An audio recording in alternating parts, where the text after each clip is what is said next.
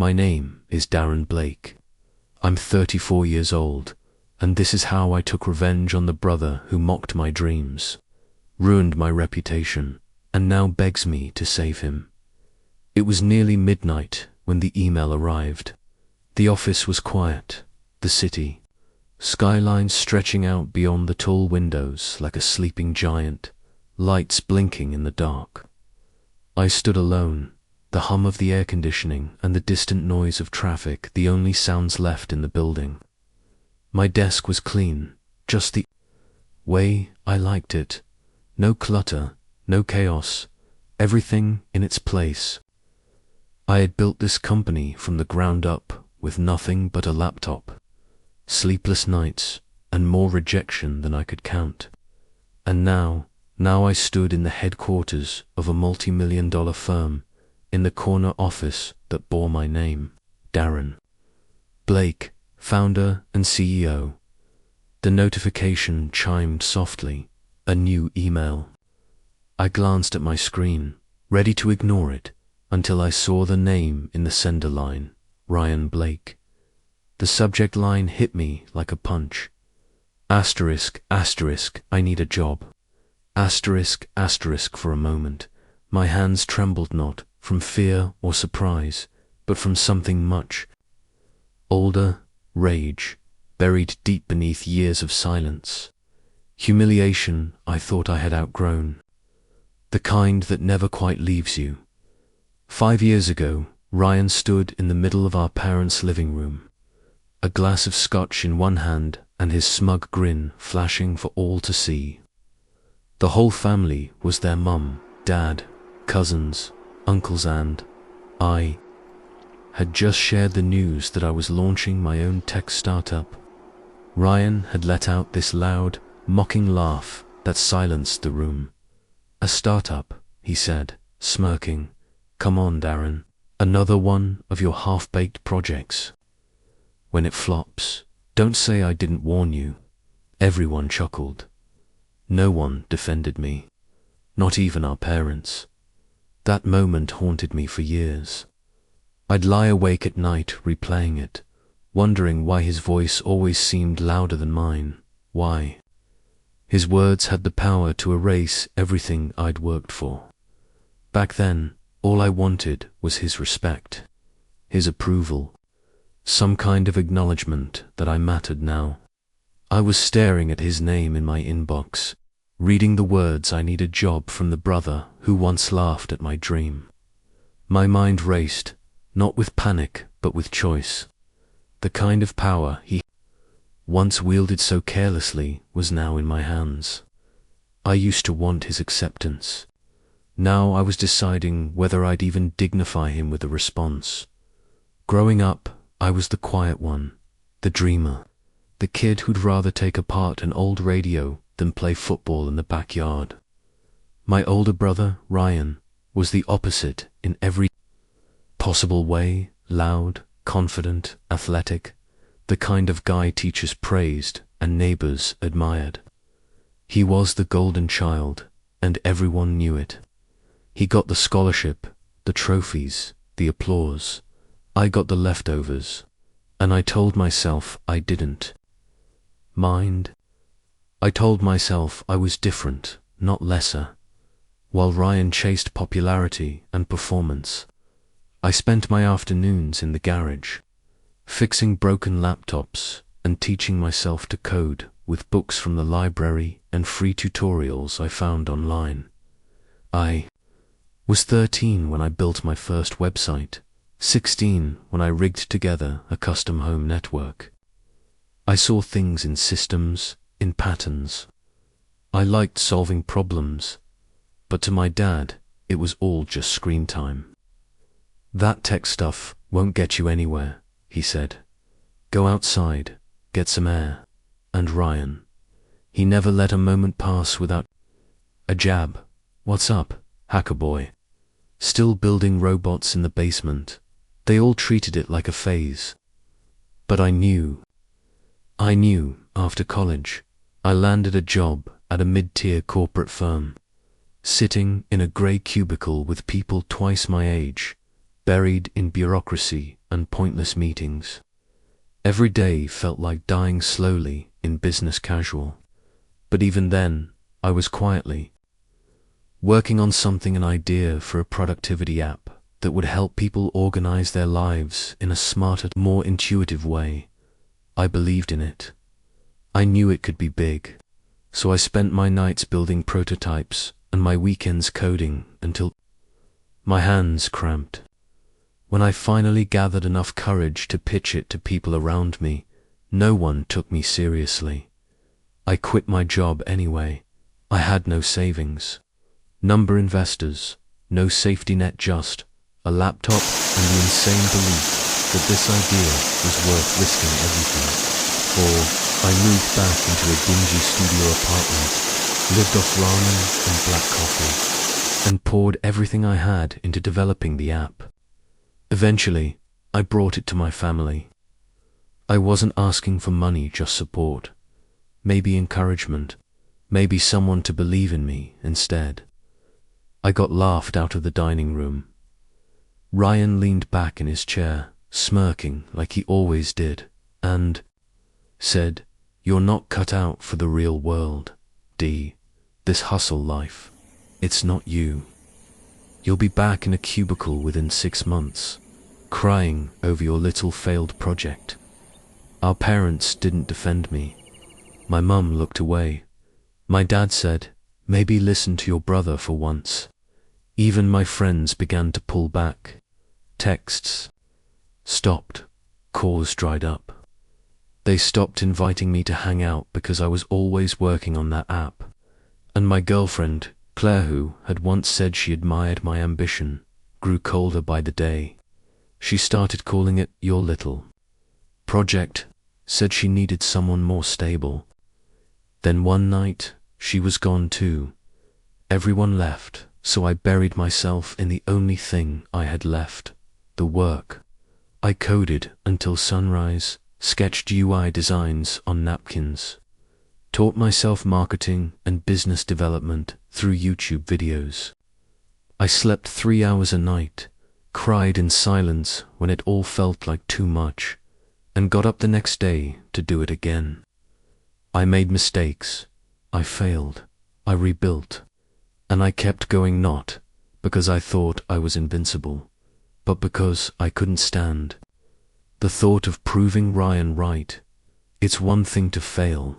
It's another to be laughed at before you even try. That kind of pain doesn't burn all at once. It accumulates quietly, persistently, till it becomes something sharper. Something you carry like a blade in your chest. And eventually, if you don't let it destroy you, it becomes fuel.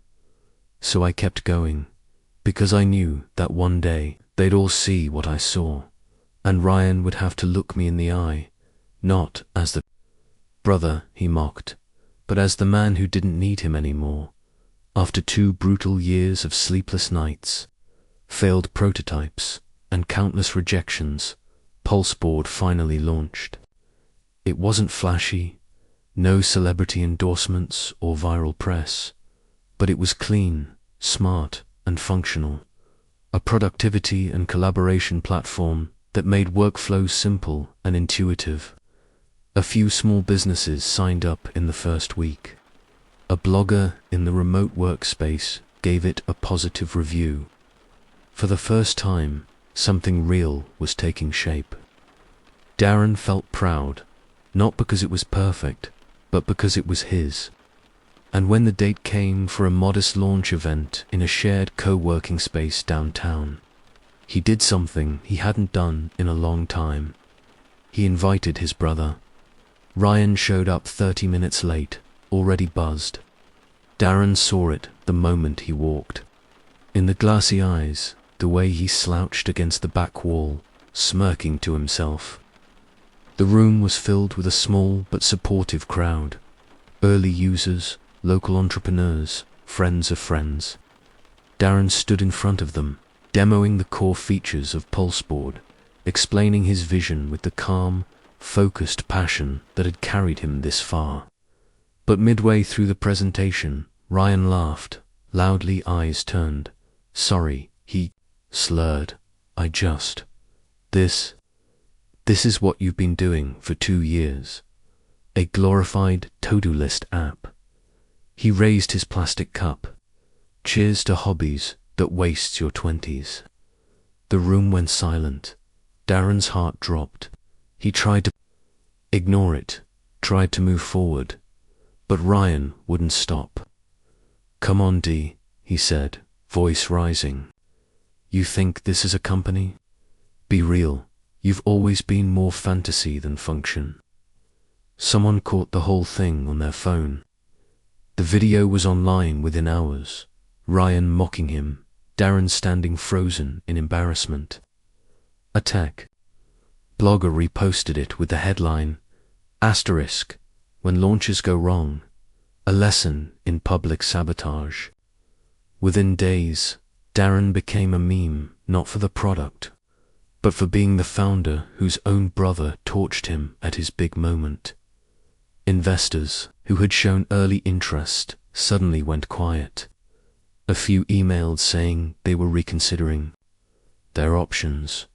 One pulled out completely. His girlfriend, already distant, packed her things and left a 3-line note. "You need someone who believes in you. I don't think that's me." His landlord, seeing the mess unfold online, sent an eviction warning for late payments and potential negative publicity. Darren fell apart. He stopped eating, stopped showering, barely left his apartment. For weeks, he existed in a haze of humiliation and hopelessness. The voice in his head, the one that always sounded like Ryan, grew louder than ever. You're not cut out for the real world. D. Maybe Ryan had been right all along. Then, one afternoon, a message came through from an old mentor, his high school computer science teacher, Mr. Reeves. Just one line, "Build in silence. Let your wins talk louder than him." That sentence snapped something back into place. Darren sat up. He read it again and again. He didn't reply. He didn't post. Instead, he did what he'd always done best. He worked. He deleted his social media accounts. He cut ties with the noise. No more begging for attention.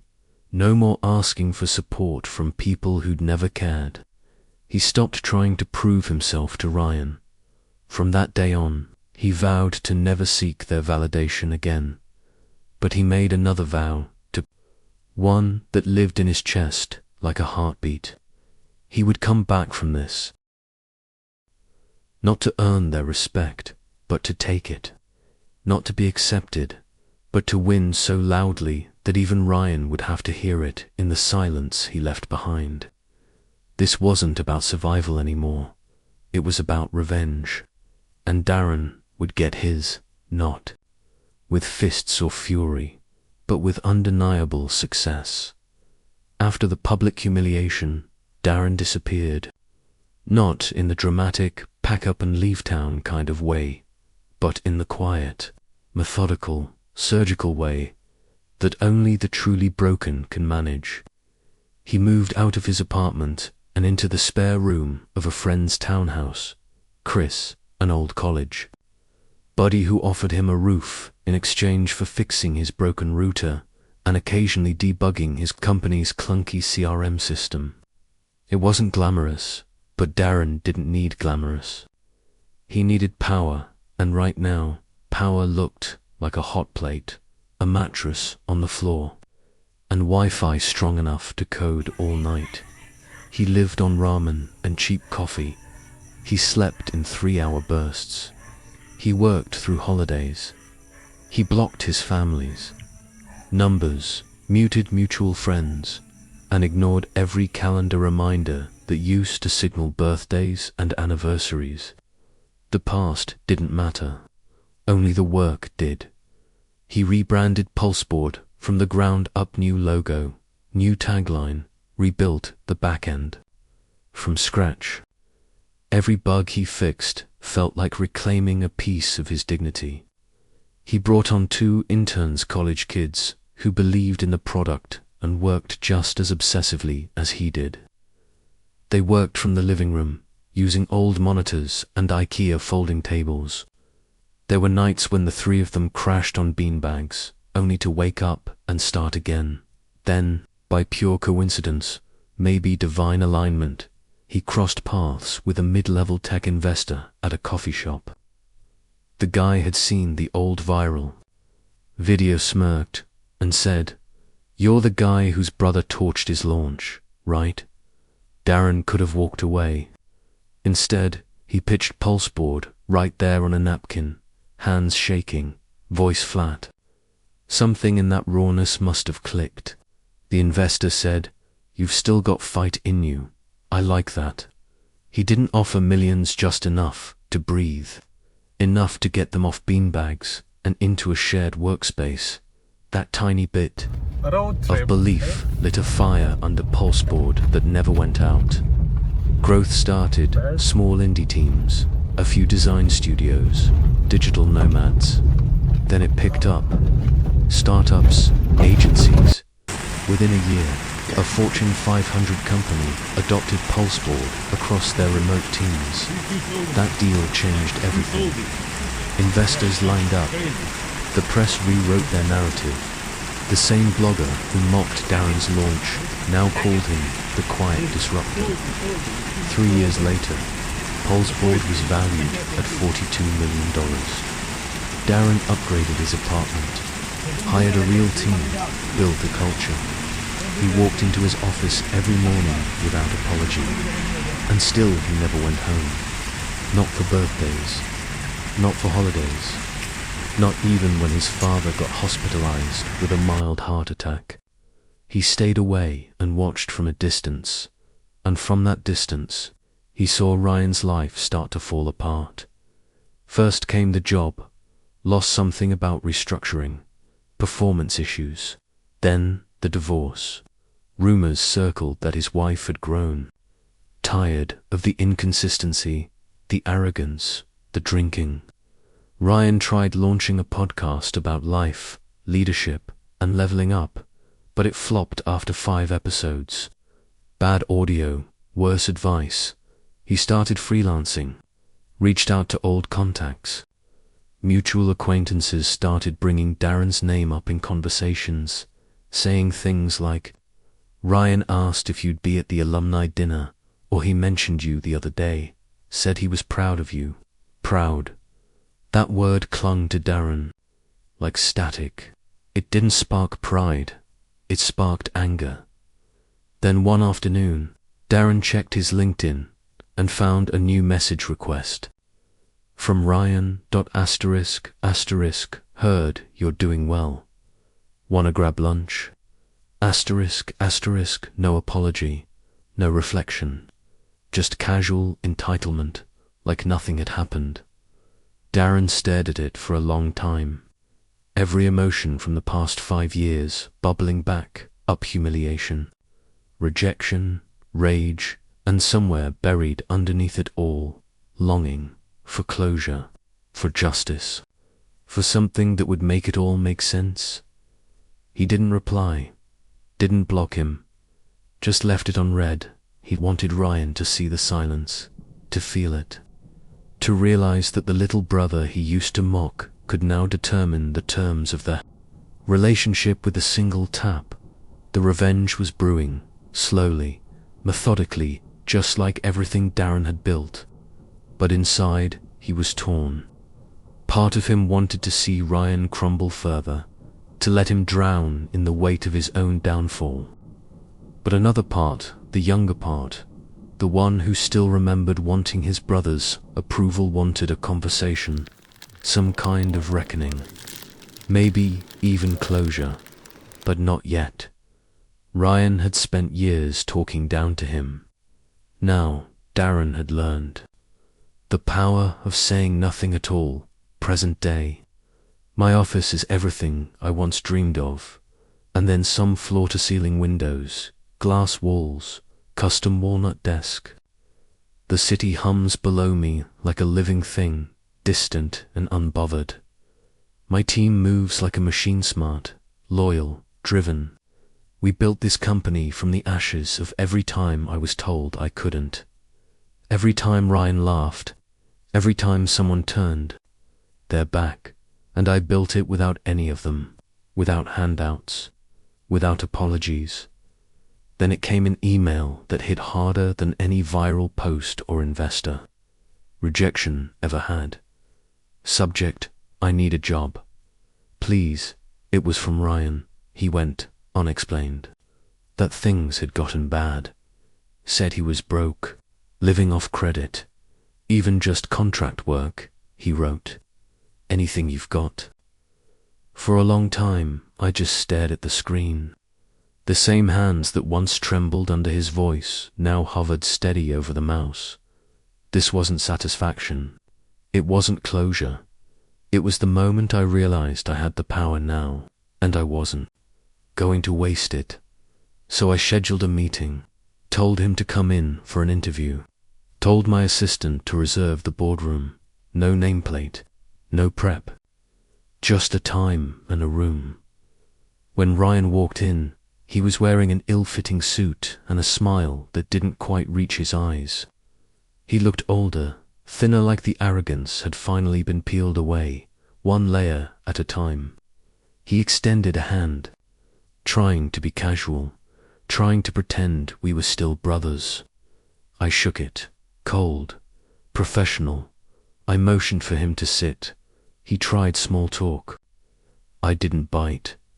After a pause, I leaned back in my chair and asked, "You remember the night of the launch?" He blinked. What? The night you showed up drunk and told a room full of people I was a joke. The night that video turned me into a meme. He looked down. Yeah, he muttered. I remember. You said I wasn't cut out for the real world. He sighed. I was stupid, man. I was jealous, okay? I didn't think you'd actually make it. I leaned in, voice even. But I did. And I remember every word. Then I reached into my folder and slid a single sheet of paper across the table. Ryan picked it up, glanced over it, his face pulling as he read part-time intern, $12 HR. Temporary contract. No benefits. Asterisk, asterisk. He looked up, stunned. You're kidding. I smiled. Just enough to let him feel it. You wanted a job, right?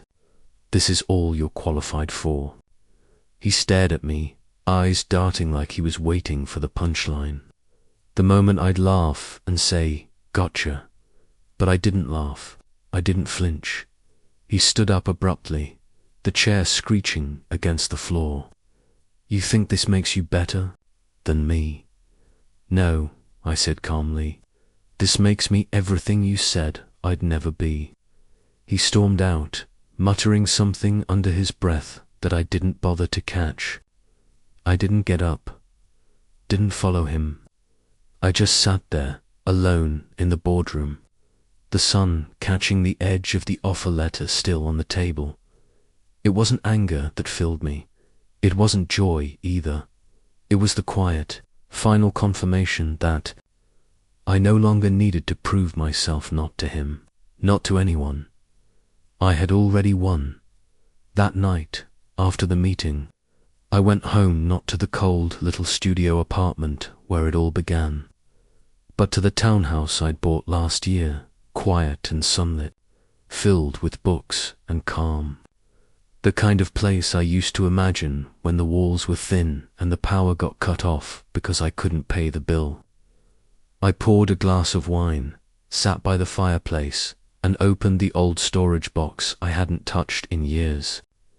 Inside were pieces of a past I no longer carried but hadn't yet let go of, spiral notebooks from the early pulseboard days, to-do lists scribbled on post-its, late-night sketches of user flows, rejection letters from investors who now asked for meetings. Near the bottom, I found a birthday card Ryan had given me years ago, back when I was 22, just out of school, still building dreams no one else could see.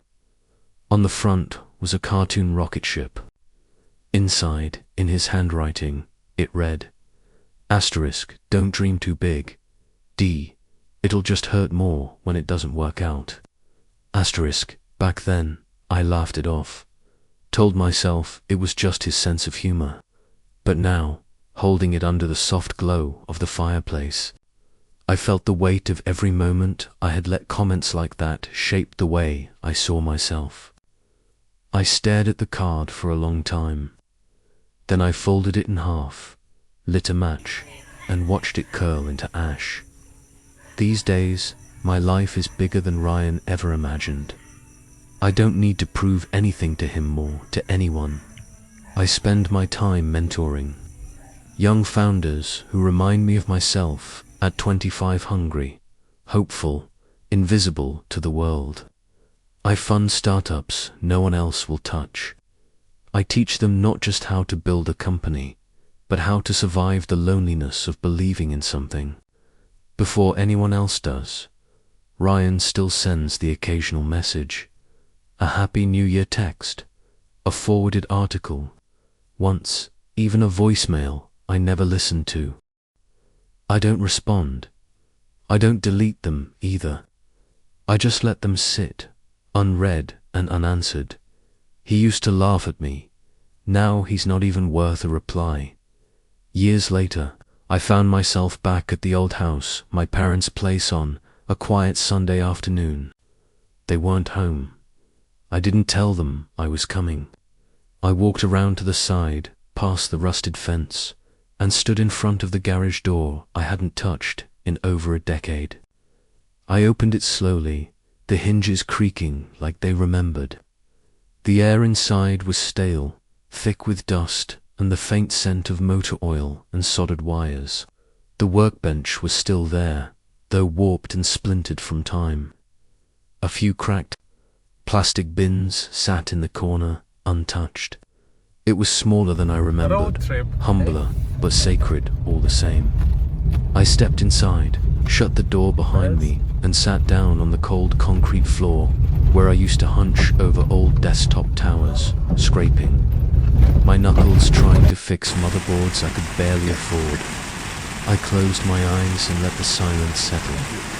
Then, quietly, I said it out loud, words I hadn't realized I needed to say until that moment.